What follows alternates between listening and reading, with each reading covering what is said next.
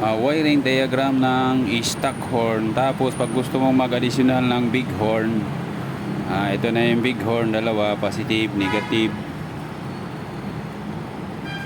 Nagkombinasyon ka lang ng wiring, negative, negative, positive, positive, magiging dalawa na lang wire. Tapos kailangan mo siya ng switch.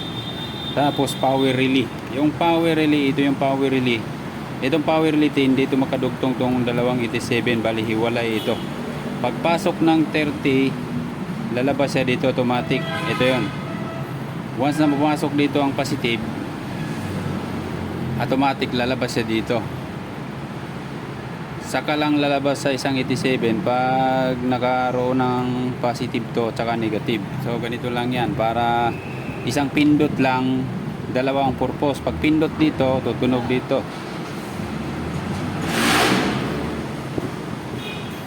Pag gusto mo patunugin to, i-on mo lang to. Pag pindot mo dito, dito na naman tunog, hindi na naman dito. So ganito lang yan, oh.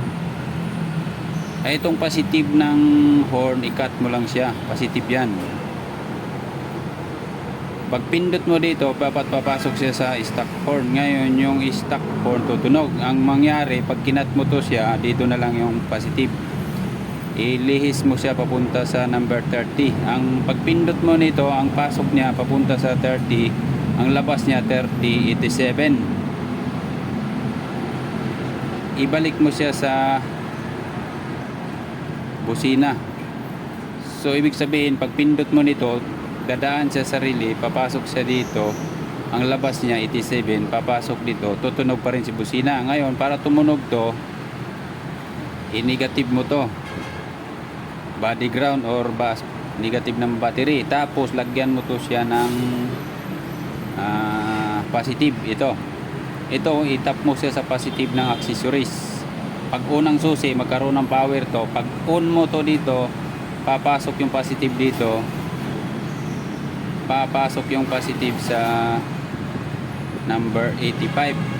Yung number 85, pag nagkaroon ng positive, tapos may negative na naka-body ground dito, automatic yung pumasok na power supply dito, dito na ang labas, number 87, ito na yan. So pag pindot mo dito na naka-on to, ang labas ng positive dito, dito na ang labas niya, ito na yung tutunog, ito naka-body ground siya. Pag i-off mo to, ang tutunog ito si busina, kasi pag pasok dito walang positive to, dito rikta siya dito. So ganun lang.